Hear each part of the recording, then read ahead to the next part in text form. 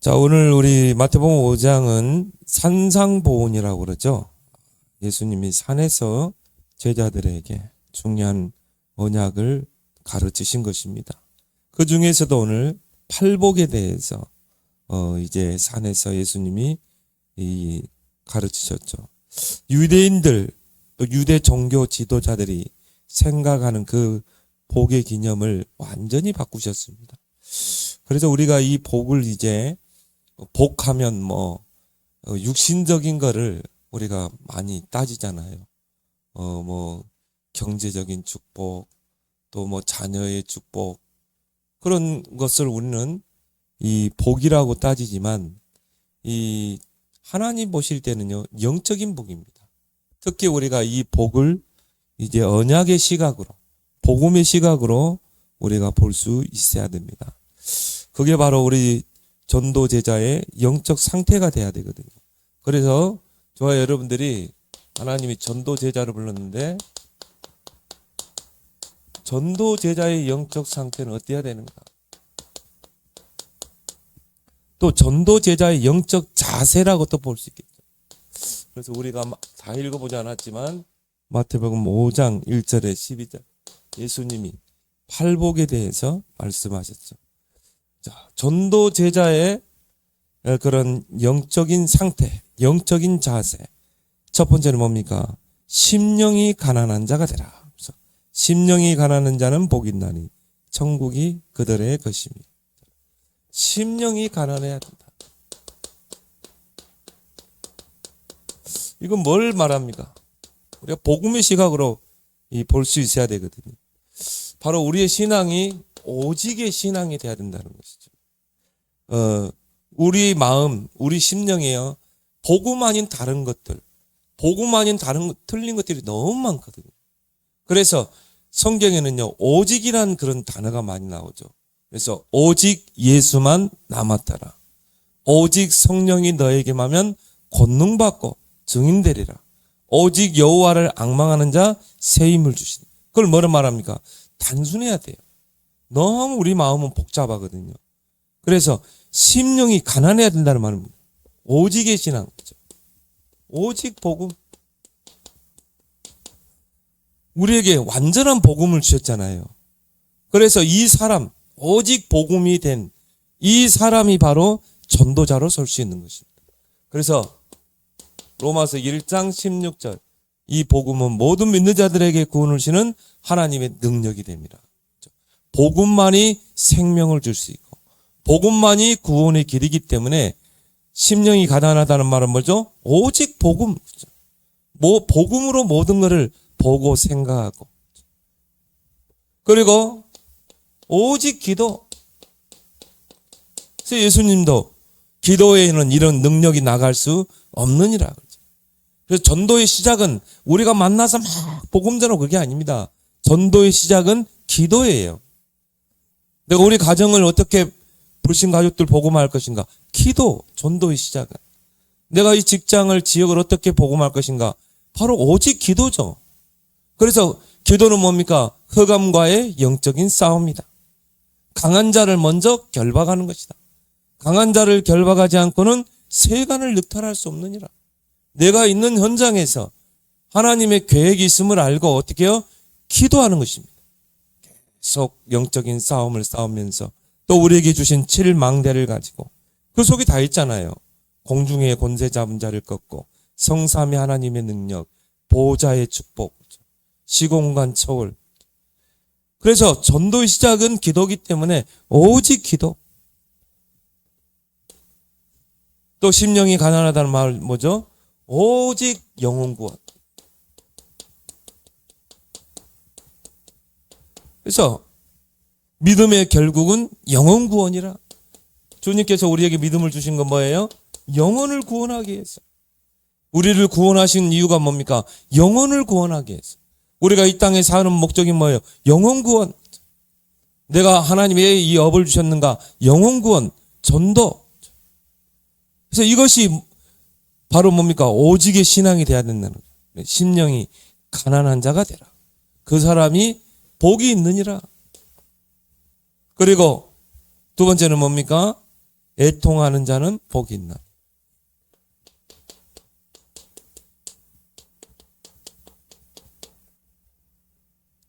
바로 뭘 말합니까? 정말 저 복음이 없이 죽어가는 영혼들을 보면서 하나님 떠난 영혼들, 뭔가에 시달리고 있는 영혼들, 그들을 보면서 애통하는 심령이 있어야 되거든요. 그래서 새 번역에는 보니까요, 슬퍼하는 자는 복이 있나. 정말 이 생명 없이 죽어가는 저 영혼들을 보면서 이 슬퍼하는 자, 애통하는 자가 바로 복이 있다. 그래서 하나님 떠난 인생들은요, 에베소 2장 1절에 허물과 죄로 죽었다. 영이 죽은 거예요. 죄로 말미암아 영이 죽은 상태입니다. 그 말은 뭘 말합니까? 하나님과의 단절, 생명에서 단절되어 있는 것입니다. 영이 죽어 있기 때문에 하나님은 죽은 영과 함께 할 수 없기 때문에 하나님의 영이 떠난 것입니다. 하나님이 영이 떠난 그 자리는 누가? 사단의 영이 장악하는 거죠.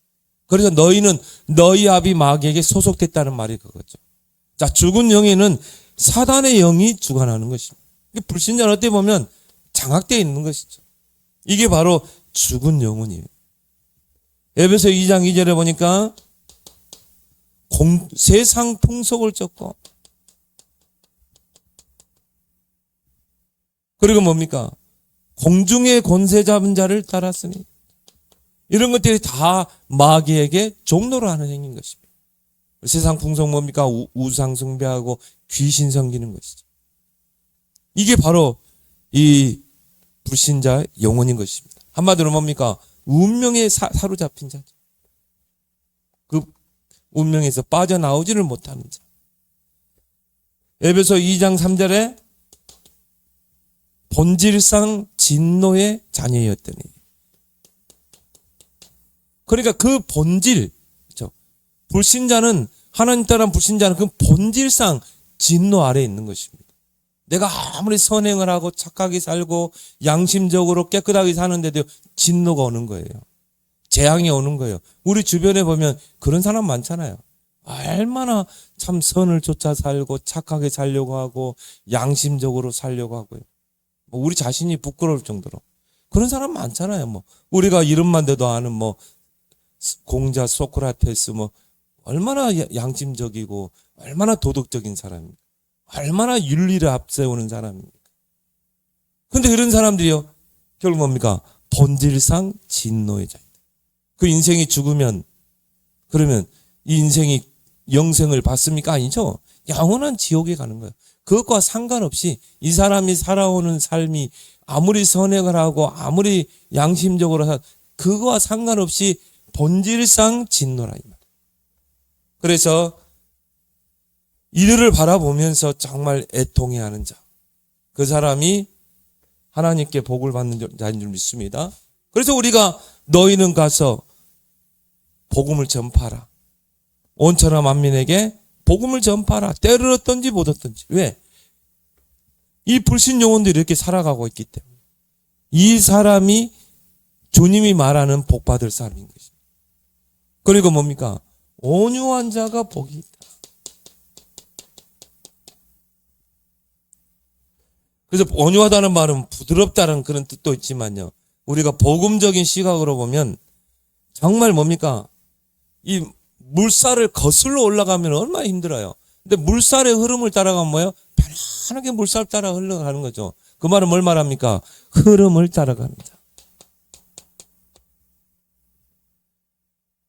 그래서 온유라는 이 단어가 언어적으로 보면 길들여진 자, 그런 뜻인 것입니다. 그러니까 흐름을 따라가는 자. 멈추면 멈추고 가면 가고. 그래서 우리는 뭡니까? 내 생각을 내려놓고 하나님의 말씀을 100% 신뢰하는 것입니다.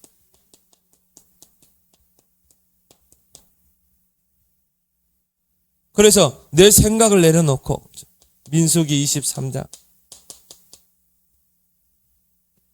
19절에 보니까 하나님은 사람이 아니시니 거짓말을 하지 아니하시고 인생이 아니시니 후회가 없으시다. 어찌 그 말씀하신 바를 행하지 아니하며 하신 말씀을 실행하지 않으시랴.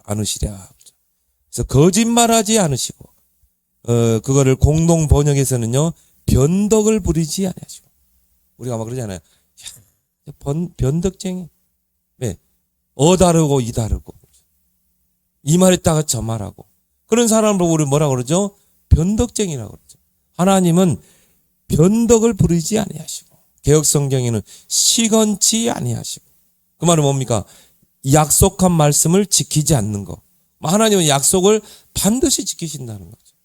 그래서 거짓말을 하지 않으시고 후회가 없으시니라. 그 말씀하신 바를 반드시 행하시고 실행할 줄 믿습니다. 그래서 우리가 말씀을 약속으로 붙잡으면 반드시 성취되게 돼 있는 것입니다. 창세기 21장 1절에서 1절 2절에 보니까 여호와께서 말씀하신 대로 사라를 돌보셨고 여호와께서 말씀하신 대로 사라에게 행하셨으므로 사라가 임신하고. 자, 1, 2절에 보니까요. 또 하나님이 말씀하신 시기가 되어 노년에 아브라함에게 아들을 낳으니라. 말씀하신 대로 임신하게 하시고 말씀하신 대로 아들을 주시고 말씀하신 그 시기 때가 되매.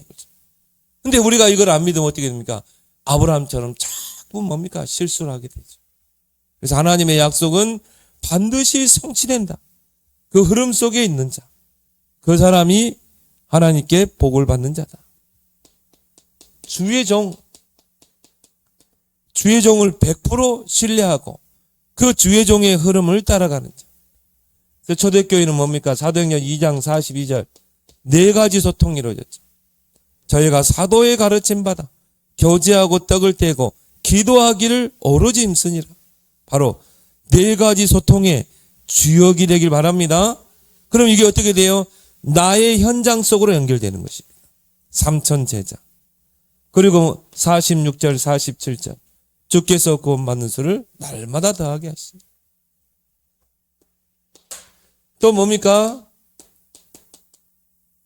강단을 100% 신뢰하고 그 흐름을 따라가는 자. 그래서 마태복음 13장 23절에 옥토에 떨어진 씨는 100배로 결심했느니라. 강단을 우리가 100% 신뢰하고 강단에서 주시는 그 말씀의 씨가 우리 마음밭에 떨어질 때 100배로 결심했느니라. 그럼 어떻게 해야 돼요? 우리 밭을 기경하라. 길가밭을 갈아엎고 돌가시를 걷어내고 옥토로 만들라. 그래서 정말 말씀의 흐름을 놓치지 않는 자. 이 사람이 하나님께 복받은 자입니다. 그리고 의에 줄이고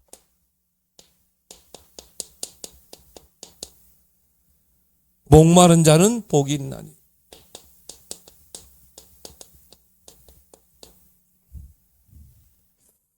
어, 6절에 보니까 의에 줄이고 목마른 자는 복이 있나니 그들이 배부를 것이요. 그 위에는 온유한 자는 복이 있나니 그들이 땅을 기업으로 받을. 자, 여러분이요, 이 3가지 흐름만 따라가 보세요. 땅을 기업으로 얻게 될 줄 믿습니다. 땅을 기업으로 얻는다는 말은 이 땅에서 모든 일에 기업을 얻는다는 것입니다. 내가 하는 일, 내가 하고 있는 모든 업. 그래서 의에 줄이고 목마른 자는 복이 있나니 그들이 배부릴 것이요. 자, 의에 줄이고 목마른다는 말은 뭐죠? 자, 은혜 받는 것. 은혜 받는 것에 최고 우선순위를 두는 자. 그래서 여러분이 은혜를 받으면 나머지는 하나님이 하시는 거예요. 우리가 하는 게 아닙니다. 그래서 하나님은 우리에게요, 은혜 받을 기회를 놓치지 말라는 것입니다. 바울이 디모데에게 그리스도 예수 안에 있는 은혜 가운데서 강하라. 자, 은혜 받으면 강해져요. 은혜 받으면 다 뛰어넘는 것입니다. 은혜 받으면 다 초월하는 것입니다. 은혜 받으면 어떻게 해요? 다 수용할 수 있는 것입니다. 근데 은혜 놓치면 어떻게 돼요? 모든 게 다 걸림돌이 되는 것입니다. 은혜 받으면 다 디딤돌이 되는 거예요. 그래서 우리는 뭡니까? 은혜 속에서 강해져요. 여러분들 은혜 받으면 어떻게 돼요? 다 뛰어넘잖아요. 내 지금 어려운 현실 환경을 다 뛰어넘는 것입니다.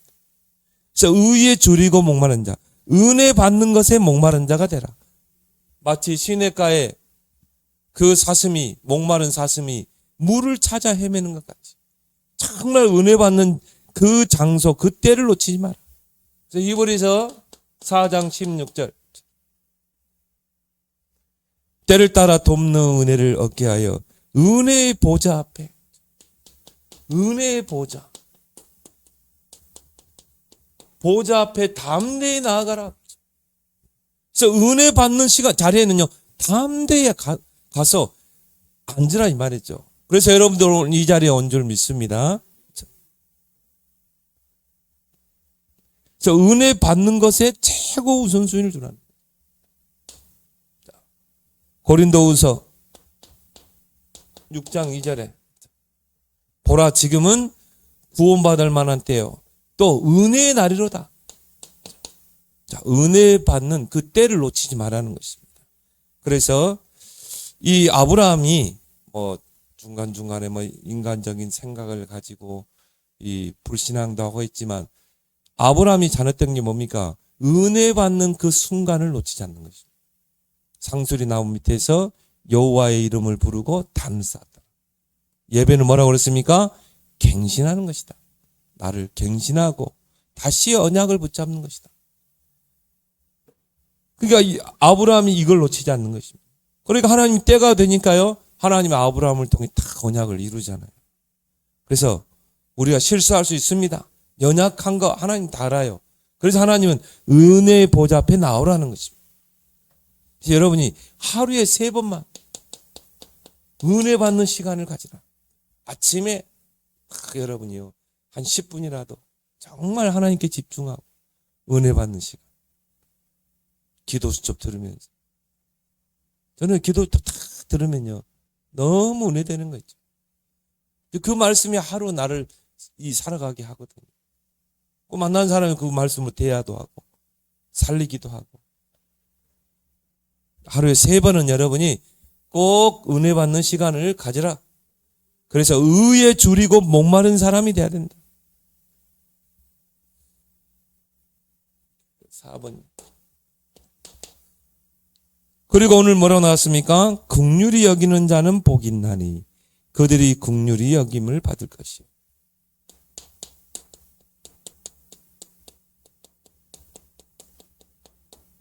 긍휼히 여긴다는 말은 뭔 말합니까? 정말 모든 사람을 볼 때요, 긍휼한 마음으로 보라는 것입니다. 그래서 현대인의 성경에 보니까 남을 불쌍히 여기는 사람은 복이 있나니. 자, 오늘 개정 성경에는 긍휼히 여기는 자는 복이 있나니. 긍휼히 여긴다는 말은 불쌍히 보이는 거 아니에요. 여러분 주변에 있는 사람 볼 때요, 정말 불쌍하게 보여야 된다는 거죠. 우리는 잘 알잖아요. 복음 안에 있는 우리는 하나님 떠난 인생은 12가지. 전에는 불신자 6가지 상태였는데 지금 12가지죠. 여기에 함정, 틀, 올무에 갇혀 살고 있는 것이죠. 불신자에게는 이게 운명이에요. 근데 복음 깨닫지 못하면 우리도 여기 소속돼서 이 상태 속에 사는 것입니다. 그래서 이들을 불쌍히 여기는 그런 자가 복이 있다. 그래서 예수님께서도요, 마태복음 9장에 보니까 36절에서 38절에 무리를 보시면서 불쌍히 여기시니 이는 그들이 목자 없는 양과 같이 고생하며 기진함이라. 목자는 누굽니까? 양들을 이끄는 자 아닙니까? 그래서 목자에게는 지팡이가 있고 막대기가 있잖아요. 그래서 다윗이 시편 23편에 여호와는 나의 목자이시니 하면서 지팡이가 나를 인도하시고 막대기로 나를 보호하시고. 목자는 지팡이와 막대기가 있어야 돼요. 지팡이는 뭡니까? 양들을 인도하는 역할을 하죠. 그래서 양들이 이 지팡이를 보고 따라와요. 그리고 뭡니까? 막대기는 곰이나 사자가 올 때 어떻게 해야 돼요? 그걸 막아야 되잖아요. 양들을 지켜야 되겠죠. 그게 바로 목자죠. 그래서 요한복음 10장에 예수님께서요, 참 목자와 싹군 목자를 구분하는 법을 알려줬어요. 자, 참 목자는 뭡니까? 양들을 위해서 목숨을 버리는 자다. 싹군 목자는 뭐예요? 이리가 오면 양들을 버리고 도망하는 자. 그게 바로 싹군 목자다. 여러분은 참 목자 만나신 거 감사하고 있습니까? 나는 안 도망가잖아요, 여러분. 저는 절대 안 도망갑니다. 그러니까 여러분이요, 참 목자 만난 걸 감사하시라. 그래서 목자 없는 양과 같이 고생하며 기진합니다. 나는 보면서요, 철새 교인들 보면, 야, 진짜 또 어떻게 보면은 또 그 목자가 참 잘못했나. 제대로 그 교인을 품어주고 이렇게 기도하고 했다면 저 교인 철새 교인 되겠네. 그래, 그 교회 정착을 못해. 그래, 전에 그러잖아요. 결국 정착지는 저 서울에 거기 있잖아요. 지금은 저 옮겼지만. 그러니까 정착을 못하고 뭡니까? 여기 갔다, 저리 갔다, 저리 갔다. 그 신자 죽입니다. 그럼 한번 봐보세요. 그 철새 교인들이 지금 거기 정착하고 있는지 한번 들여다보세요. 없어요. 아예 하나님을 떠났든지, 아니면 이단으로 갔든지, 아니면 이상한 종교 율법하는 교회로 가든지. 거기는 답이 없잖아요. 그래서 정말 또 어때 보면은 여러분이 작은 목자가 됐어. 정말 이 고생하며 기진하는 그 영혼들을 불쌍히 여기는 여러분 되길 바랍니다. 요나서에 보니까요. 요나서 4장 11절에 하나님께서 요나에게 뭐라고? 니느웨로 가라고 그랬죠. 니느웨에 가서 거기서 복음 전해라. 요나가 어떻게 했어요? 하나님 말씀 거부했잖아요. 왜? 니느웨는 이스라엘을 많이 괴롭혔던 그런 민족이에요. 그러니까는요, 니느웨로 가는 배를 안 타고 다시스로 갔다 이 말이에요. 근데 어떻게 합니까? 막 풍랑이 일어가지고 결국 깨닫게 되죠. 아, 내가 하나님 명령 거부해가지고 풍랑을 얘기하고. 그래서 이제 그 선장에게 이야기하죠. 나를 바다 아래 집어 던지라고 그랬죠. 그 집어 던지니 어떻게 합니까? 큰 물고기가 요나를 삼키잖아요. 3일 동안 그 물고기 뱃속에 있었죠. 얼마나 냄새나고 역겹고 막 괴로웠겠어요. 그러다가 이제 뭡니까? 물고기 토해낸 거예요. 그래가지고는 니느웨 땅에다 토해냈다니까요. 안 가니까 반강제로 가게 한 거죠. 그런데도요, 이 요나는요, 니느웨 사람에 대한 반감이 그때까지도 있어요. 그래가지고 뭡니까? 이제 막 어쩔 수 없이 가서 이제 니느웨 사람들에게 하나님의 심판을 이야기하죠. 너희들이 회개하고 돌아오지 않으면 하나님이 니느웨 성을 심판하실 것이다. 그리고는 어떻게 했냐면요, 나무 그늘 밑에서야 이렇게 풀로 뒤집어 쓰면서 다 하면서요, 저 사람들이 어떻게 하나 회개하나 보자. 그걸 보고 있는 거예요. 저 사람들은 절대 회개 안 해. 그러면서 다 보이는데요, 넝쿨 하나가 탁 막 자라더니만은 그 더운 날에 낮이 얼마나 덥겠어요. 딱 선텐을 해주거든요. 시원하잖아요. 하나님이 요나가 더우니까 탁 박넝쿨로 해가지고 탁 이파리로 시원하게 해주잖아요. 막 동풍이 불어가지고 또 이게 다 시들어버려요. 그러니까 또 이제 원망하죠. 하나님 왜 이 넝쿨을 또 마르게 해가지고 나를 이렇게 괴롭게 합니까? 차라리 나를 죽이지. 그때 하나님이 뭐라고 그럽니까? 야, 니는 그 박넝쿨 하나 가지고 하나님이 너에게 넝쿨을 해서 그늘을 줄 때는 좋아하고 그 넝쿨을 마르니까 죽겠다고 이렇게 이야기하는데, 저 니느웨 성에는 정말 복음받고 구원받아야 될 그 영혼들이 기다리고 있다. 니느웨에 있는 좌우를 분별하지 못하는 자가 12만 명이 기다리고 있다. 그 영혼들이 구원받아야 돼. 하나님의 계획은 그 영혼들이야. 근데 너는 악한 감정 때문에 그들에게 복음을 전하지 않으려고 했고, 복음도 억지로 전했고, 그리고 네 마음속에는 니느웨 사람이 구원받지 않아야 된다는 생각, 악한 생각을 가지고 있지 않았냐? 나는요, 하나님 왜 요나서를 이 성경 속에 집어넣어놨을까? 그렇구나. 우리 마음속에는 이런 못된 선민사상, 긍휼히 여기는 자는 복이 있나? 누구까지? 왼수까지. 이런 그릇이 되라 이 말이죠. 이런 마음 그릇이 되라. 이 사람이 진짜 하나님께 복을 받는 자다. 그러면서 오늘 마음이 청결한 자.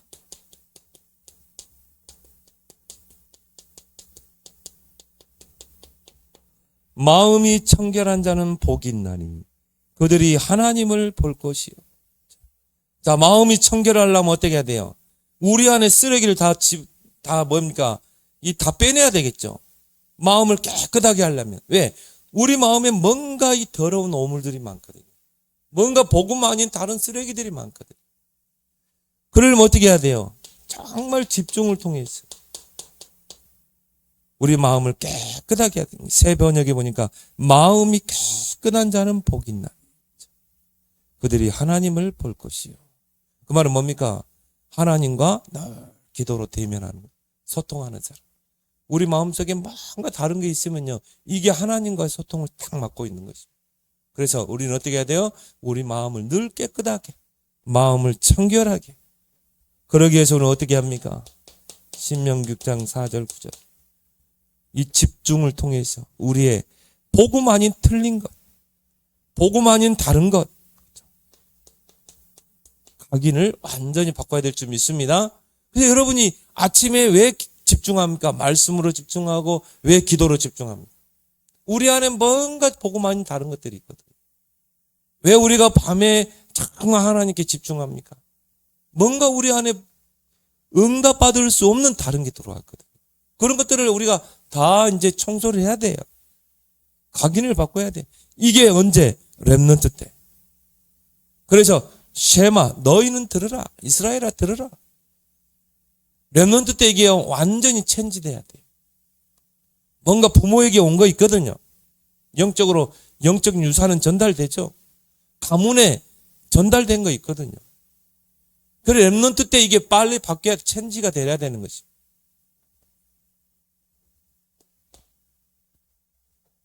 잠언서 18장 10절에 망대를 바꾸라. 우리 안에 뭡니까? 사단이 만들어 놓은 흑암 망대가 있는 것입니다. 이걸 어떻게? 하나님의 망대로, 하나님 나라의 망대로 바꿔야 될 줄 믿습니다. 그래서 여호와의 이름은 견고한 망대라. 여러분이 여호와 하나님을 알고 여호와 하나님을 부르는 거, 이게 망대예요. 내가 예수 그리스도를 알고 예수 그리스도 이름으로 기도하고 예수 그리스도 이름을 증거하고, 이게 여러분 안에 그리스도의 망대가 세워진 것입니다. 뭐가 들어가 세워졌는 따라서 나오게 되죠. 그래서 들어가는 게 이 사람을 더럽힌 게 아니라 들어간 게 밖으로 나오는 게 더럽다고 그랬잖아요. 마음에서 나오는 악한 생각이라고 했죠. 그 사람에게 뭔가 마음에 뭐가 들어가 망대가 되는 따라서 이게 나오게 되잖아요. 우리 송은이가 밤에, 야 송은아 밤 잘 잤냐 그러니까, 목사님 잘 잤는데요, 누가 어떤 친구가 막 와가지고 막 얼마나 험한 잠꼬대를 했는가 봐. 잠꼬대. 코고는 사람이 한 3사람 있었는데요, 그래도 잘만 했어요 그러더라고요. 보니까 우리 유일인 가구 중에 한 명은.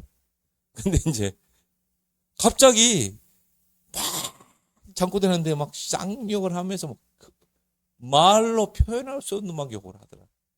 그래가지고 막 무서웠대 자기가. 내가 우리 성훈이 방에 딱 들어가 보니까 친구들이 있더라고. 그래. 너는 어느 교회 왔냐? 그러니까 뭐 구리 연합교회 왔다고. 또 한 친구는 뭐 광주에서 왔는데 보니까 곧 중학생 같은데 문신이 막 이러는 게 있죠. 문신. 얘가 딱 눈초리가요, 딱 날카롭더라. 근데 얘가 이제 진짜 이제 은혜 받으러 온 것 같아. 뭐 엄마가 보냈는지 모르지. 그래서요, 이 젊은 애가 학교 다니니까 왜 문신이 있나요? 걔가 그런지 모르겠어요. 하여튼 막 쌍소리 하는데 들어간 게 나오잖아요. 망대를 바꿔야 된다. 마음이 청결한 자는 복이 있나니. 하나님을 보는 게 아니라 하나님과 늘 입만을 쏟다. 주님은 나로 더불어 먹고 나는 주님으로 더불어 먹는 거죠. 그죠? 우리도 뭡니까? 저 쓰레 같은 인간은 대하기 싫잖아요. 아유, 그냥 피해 다니잖아요. 근데 참 보니까 저 친구는 뭔가 이 마음이 깨끗하고 참 그런 것 같아요. 그런 친구는 없는가? 더 목사님 세계도 그래요. 그런 사람 있으면요, 또 만나고 싶고 대화하고 싶고 전화하고 싶고. 인본주의 그러면 오히려 피해요. 전화 오면 그냥 목사님 잠깐만요, 빨리 일 있어, 다 끝나버려. 마음이 청결한 자 복이 있나. 히브리서 12장 15절 너희 안에 쓴뿌리. 이 쓴뿌리가 뭡니까? 자신도 괴롭히고 다른 사람도 괴롭히고 자신도 더럽히고 다른 사람까지 더럽히고. 그래서 우리가 집중을 통해서 특히 777 가지고 집중을 통해 우리의 마음을 어떻게 해요? 깨끗하게 하는 자, 정결하게 하는 자.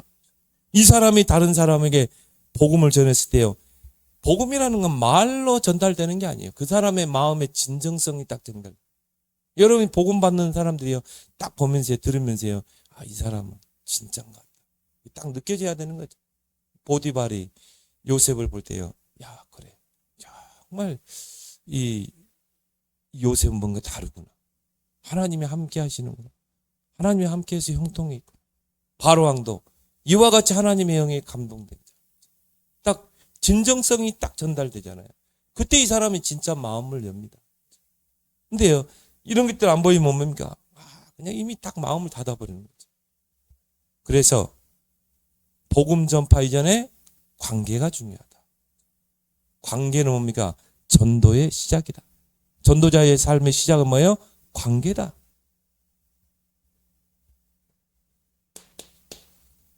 일곱 번째는 뭡니까? 화평하게 하는 자는 복이 있나니.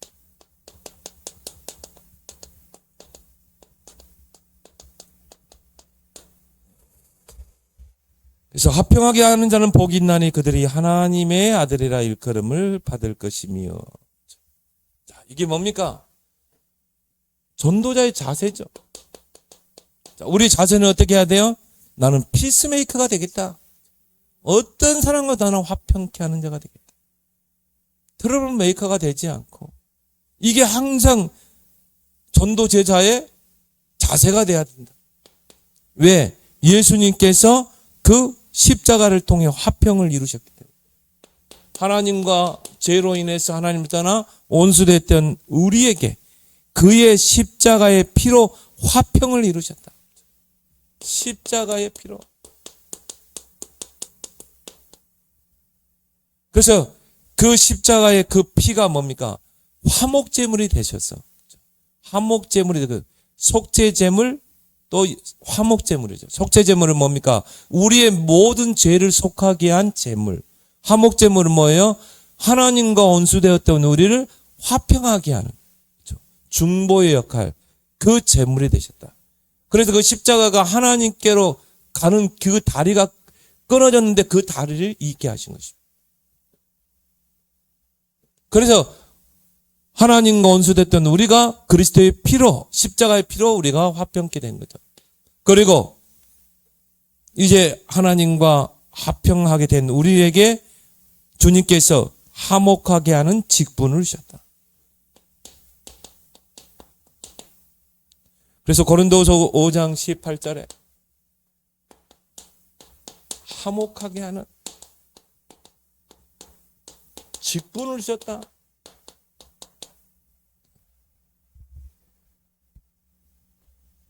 얼마나 큰 직분입니까? 그렇죠? 그래서 불신자는요, 다 하나님과 원수 관계에 있어요. 왜 그렇습니까? 죄인이죠. 마귀에게 소속돼 있죠. 마귀에게 종노를 하죠. 그러니까 하나님 떠난 불신자는 다 하나님과 원수 관계에 있다. 뭐 우리가 해야 될 일은 뭡니까? 이 화목하게 하는 직분을 감당해야 되는 거죠. 그래서 우리에게 복음을 주신 것입니다. 우리가 구원의 길을 전하는 건 뭐예요? 내가 바로 중재자 역할을 하는 것입니다. 당신 지금 하나님과 원수돼 있잖아. 우리도 그러잖아요. 막 너 친구들 간에도 막 이웃들 간에 사람 원수지 간에 살면 어떻게 합니까? 누군가 이렇게 그걸 다 화목하게 하는 사람이 있잖아요.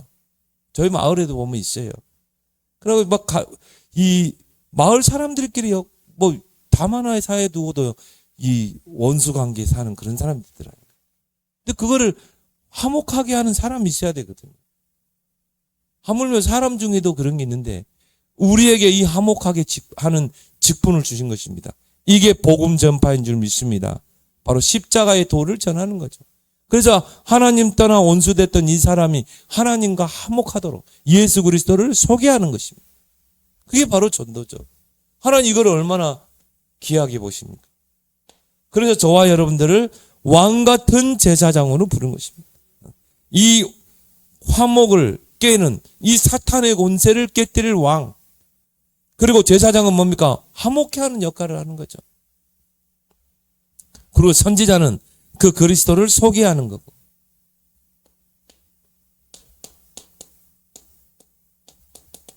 고린도후서 5장 19절.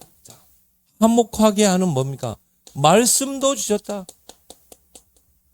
바로 뭡니까? 복음이죠. 그래서 우리가 복음의 내용만 딱 가지고 있으면 어떻게 됩니까? 누구든지 화목시킬 수 있어요.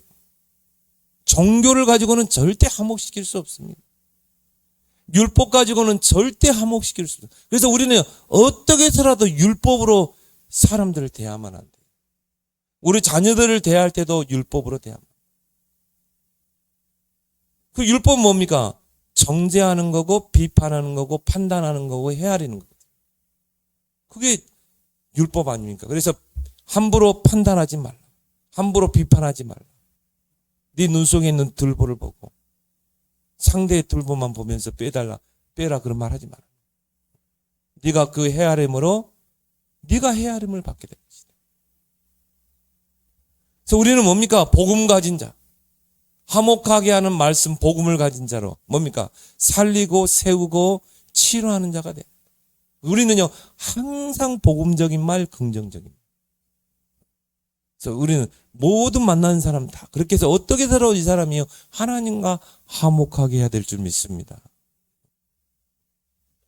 이 축복을 여러분 줬다니까요. 그래서 화평하게 하는 자는 복이 있나니 하나님의 아들이라 일컬음을 받게. 네. 여러분 주변에 있는 사람 여러분 보고요. 야, 저 사람은 진짜 하나님의 아들. 정말 하나님의 자녀고. 야, 저 사람 보니까 진짜 내가 예수 믿고 싶다. 왜? 직장에서도 만나는 사람은 다 화평케 하거든. 특히 누굽니까? 요셉과 같은 인물이. 요셉을 만나는 사람만 트러블 줬잖아요. 근데 요셉은 어떻게 했냐? 다 형들도 그냥 용서하고 오히려 위로하고. 그러게 요셉이 복을 받는 거죠. 마지막으로 뭡니까? 의를 위하여 박해받는 자 복이 있나니. 그래서 의를 위하여 박해를 받는 자는 복이 있나니 천국이 그들의 것이미로라. 나로 말미암아 너희를 욕하고 박해하고 거짓으로 거슬러 모든 악한 말을 할 때 너희에게 복이 있나니 즐거워하고 기뻐하라. 기뻐하고 즐거워하라. 하늘에서 너희의 상이 큽니다. 자, 의를 위하여 우리가 박해를 받는다. 우리가 복음 때문에 예수 믿는다는 것 때문에 박해를 받는다.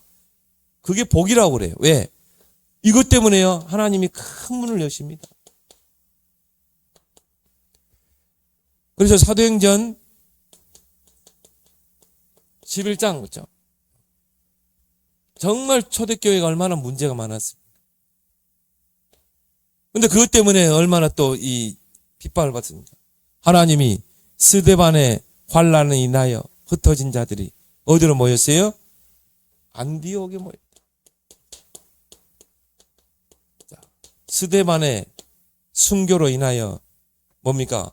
예루살렘에 대박해가 일어났잖아요. 근데 그게 어떻게 됐어요? 결국은 성교의 큰 문을 열잖아요. 안디옥 교회가 탄생하게 된 거죠. 예수님께서 마태복음 10장에 34절에서 보니까 39절에 보니까 내가 너희에게 검을 주러 왔다. 또 불화를 주러 왔다. 그래서 남편과 아내가 불화하고 또 며느리와 시어머니가 불화하고 그래서 원수가 너희 집안에 있느니라. 가만히 한번 생각해 보세요. 전에는 이놈 며느리가요.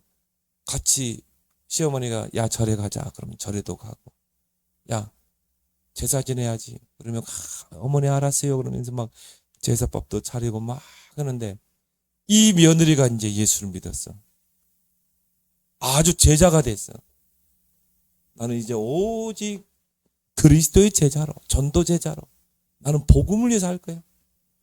특히 제자는 뭡니까? 타협하지 않잖아요. 그리고 오히려 시어머니를 또 가르쳐드네.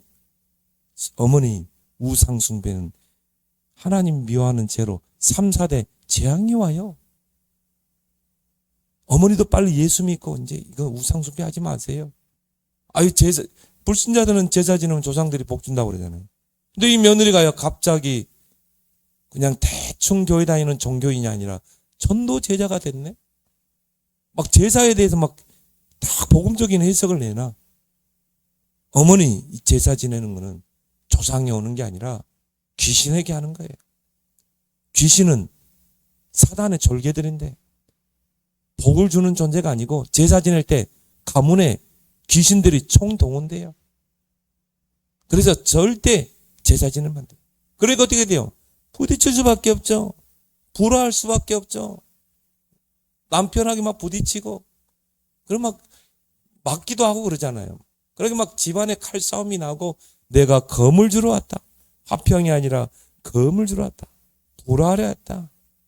또 뭡니까? 원수가 집안에 있다 그러죠. 그러면서 예수님이 뭐라고 하세요? 자기 십자가를 지고 나를 따르지 않는 자도 내게 합당하지 아니야. 예수 믿는 것 때문에 어머니가 나를 그렇게 괴롭히고 남편이 그렇게 전에는 우리 아내, 우리 예쁜 아내 하면서든 남편이요. 갑자기 예수 믿는 것 때문에 핍박을 하고 자기 십자가. 하나님이 내게 주어진 십자가를 믿음으로 지고 따라가야 될 줄 믿습니다. 따라가지 않는 자는 내게 합당하지 않는다. 나는 우리 김정희 집사님을 딱 보면서요. 야, 그렇구나. 김정희 집사님 보니까 신앙에 타협을 안 해요. 시어머니가 막 교회 다닌다고 막 제사니나 뭐는데 딱 타협, 딱 칼로 딱 선을 그어버리잖아요. 어머니, 저는 예수 믿어요. 제사 지낼 수 없어요. 저는 주일날만큼 무조건 교회 가야 돼요. 그럼 가족들이 주일날 꼭 모인다면 나는 오전 예배 드리고 오후 예배 그때 그것도 하도 시어머니가 이야기하니까 그래 저것도 필요하구나. 시어머니가 얼마나 미워했겠어요. 근데요 딱 신앙에 타협 안 하고 딱 자기의 신앙에 딱 뭡니까 심지를 딱 가지고 하니까 남편도 보세요. 예수 믿고 교회 나오든지 도장 찢든지 둘 중에 하나 해라. 나를 보면서 그러니까 남편이 꼬리 내리고 딱 오잖아요. 남편 꼬리 내리고 딱 가지고 앉아있잖아요. 근데 또 우리 김정희 집사님이 얼마나 남편에게 또 서비스 잘한지 몰라.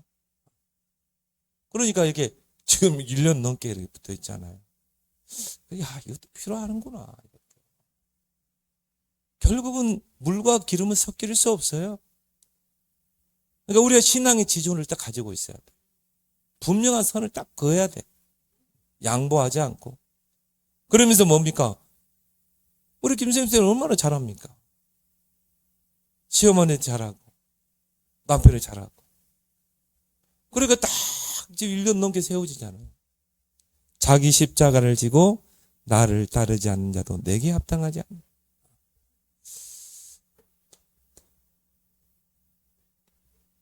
마가복음 10장 29절 30절. 전도자는 이 땅에서 100배로, 내세에는 영생의 축복. 그러나 뭐라고 그랬어요? 핍박을 겸하여 받아. 우리가 전도자로 살려고 하면요, 이런 핍박은 오게 돼 있어요. 그걸 각오하고 따라가야 됩니다. 그래서 오늘 이 예수님께서 8가지 복에 대해서 주셨는데, 전도제자의 영적인 상태, 자세가 되길 바랍니다. 그래서